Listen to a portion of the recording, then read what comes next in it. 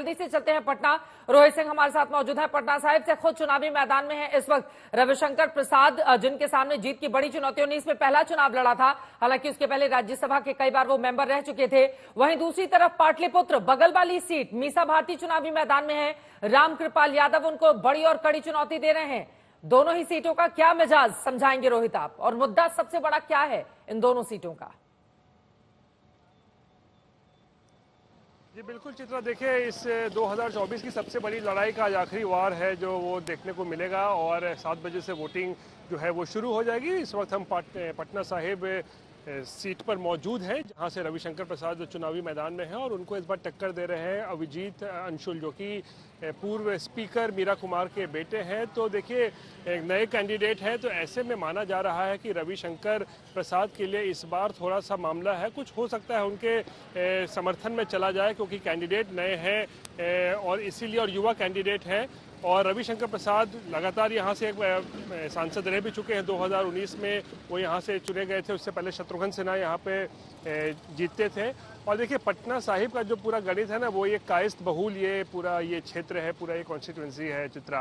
और जिस समाज से रविशंकर प्रसाद आते हैं तो उसका फायदा जो है उन्हें जरूर मिलता है। इससे पहले भी जब शत्रुघ्न सिन्हा भी जीते थे, वो भी कायस्थ समाज से आते थे, तो वो भी लगातार जीतते थे। रविशंकर प्रसाद भी जीतते हैं, तो इसलिए यहाँ माना जाता है कि कायस्थ उम्मीदवार अगर उतर जाए पटना में तो फिर बीजेपी की यहाँ पर बल्ले बल्ले हो जाती है। एक तरीके से विनिंग सीट ही जो है वो माना जाता है। तो इसलिए मुझे लगता है बहुत बड़ी चुनौती शायद ना मिल पाए इस बार रविशंकर प्रसाद को, लेकिन हाँ कांग्रेस अपनी तरफ से पूरी जी जान लगाकर कोशिश जरूर कर रही है कि इस सीट पर रविशंकर प्रसाद को कड़ी चुनौती दी जाए।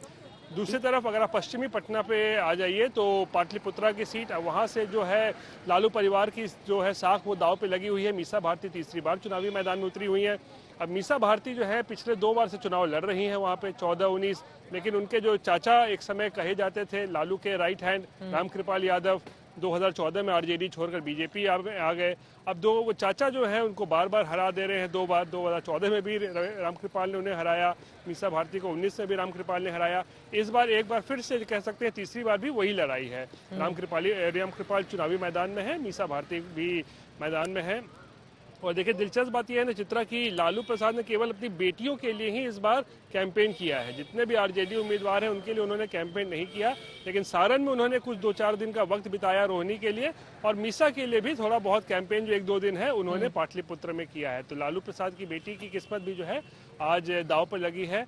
साथ ही बिहार के 1-2 सीट को और जिक्र कर दूं, आरके सिंह जो आरा से चुनाव लड़ रहे हैं, उनका भी जो है आज किस्मत का फैसला होगा। और सबसे बड़ी एक जो पावर स्टार पवन सिंह, वो काराकाट से चुनाव लड़ रहे हैं, वो भी आज कड़ी टक्कर दे रहे हैं उपेंद्र कुशवाहा को वहां पर निर्दलीय चुनाव लड़ने के बावजूद भी। चित्रा, ये अपने आप में महत्वपूर्ण है। पवन सिंह का काराकाट में क्या होगा, या फिर उपेंद्र कुशवाहा बाजी मार ले जाएंगे? भीड़ तो बड़ी उमड़ रही थी पवन सिंह की तमाम रैलियों में, रोड शो में, लेकिन देखना महत्वपूर्ण रहेगा। जल्दी से रुक कर लेते हैं गाजीपुर का, हिमांशु मिश्रा हमारे साथ जुड़े हुए हैं, उसके बाद जालंधर लेकर चलेंगे अमित भारद्वाज के बाद। अब गाजीपुर पिछली बार भारतीय जनता पार्टी हार गई थी, लेकिन इस बार तमाम जातीय गोलबंदी करने की वहां पर कोशिश की गई है। अफजाल अंसारी जो पिछली बार जीते थे बीएसपी से, वो एसपी के टिकट पर चुनावी मैदान में हैं। तो क्या है सुबह सुबह का माहौल वहां का, हिमांशु?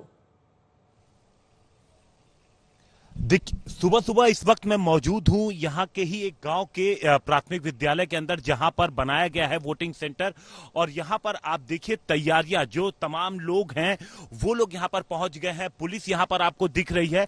लेकिन अगर हम यहां की बात करें तो यहां पर कुल 10 उम्मीदवार चित्रा मैदान में है, लेकिन जो लड़ाई है वो कहीं ना कहीं 3 लोगों के बीच में है, जिसमें जो इंडी गठबंधन है उसमें समाजवादी पार्टी के चुनाव निशान पर अफजाल अंसारी, जिन्होंने पिछली बार जब समाजवादी और बसपा का गठबंधन था तो इन्होंने मनोज सिन्हा, जो कि उस वक्त केंद्रीय मंत्री थे, उन्हें तकरीबन 1,19,000 मतों से हराया था। लेकिन इस बार बसपा से अलग कैंडिडेट मैदान में है।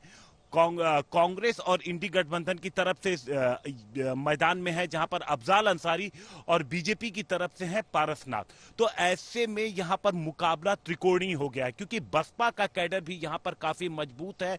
समाजवादी पार्टी की तरफ से जब मुख्तार अंसारी के बाद ऐसा पहली बार हो रहा है कि उस मैदान में उतरे हैं अफजाल, तो ये देखना होगा कि क्या असर इस पूरे चुनाव पे रहता है। क्योंकि जब भी यहां पर चुनाव प्रचार हुआ है कोई भी बड़ा नेता आया है तो मुख्तार का जिक्र जरूर हुआ है। अगर इंडी गठबंधन की तरफ से आया है तो उनको समर्थन की बात की गई है, कहीं ना कहीं सहानुभूति की बात की गई है, और जबकि जब भारतीय जनता पार्टी एनडीए की तरफ से कोई आया है तो आतंक के खात्मे की बात की गई है। तो देखना यह होगा कि किसकी बात जनता के ज्यादा समझ में आती है। मुकाबला त्रिकोणीय है। हाँ। सुबह से ही हमने देखा कि जो तमाम जो पोलिंग सेंटर हैं वहां पर सुरक्षा के पूरे इंतजाम किए गए हैं। बनारस से तकरीबन 80 किलोमीटर दूर है, तो ऐसे में यह देखना महत्वपूर्ण रहेगा कि यहां पर वोटर्स का रुख क्या रहता है। मनोज सिन्हा यहीं से हैं। पिछली बार उनको हार का सामना करना पड़ा था, हालांकि जैसे ही 370 अनुच्छेद हटाई गई उसके बाद उनको भेज दिया गया जम्मू कश्मीर। वहां के वो उपराज्यपाल हैं। अब यहां की स्थिति क्या रहती है? भूमिहार कैंडिडेट को बीजेपी ने खड़ा किया है, अफजाल अंसारी दूसरी तरफ है। महत्वपूर्ण रहेगा देखना। सीधे रुख कर लेते हैं जलंधर का। अमित भारद्वाज हमारे साथ जुड़े हुए हैं। अमित, अब जरा बताइए जलंधर का क्या है मिजाज? वहां पर कड़ी और बड़ी टक्कर देने की कोशिश एक दूसरे को की जा रही है, लेकिन अभी तक की बढ़त किसकी रही है और जरा समीकरण भी समझाइए। लेकिन उसके पहले सम्राट चौधरी इस वक्त बोल रहे हैं। सीधे रुक कर लेते हैं बिहार का।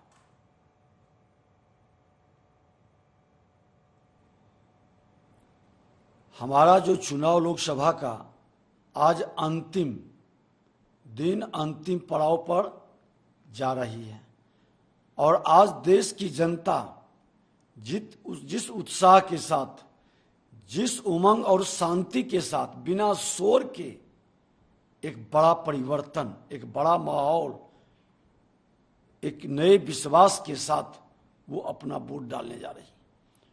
और मैं आग्रह करूंगा कि बिहार लोकतंत्र की जननी की भूमि है। हर बिहारी सब पर भारी बनने के लिए, उस अराजकता से मुक्ति के लिए जो बिहारी शब्द को गाली बनाया, बिहारी को कलंकित किया और बिहार के विकास की गति को रोका, आप अपने वोट के माध्यम से चोट करें।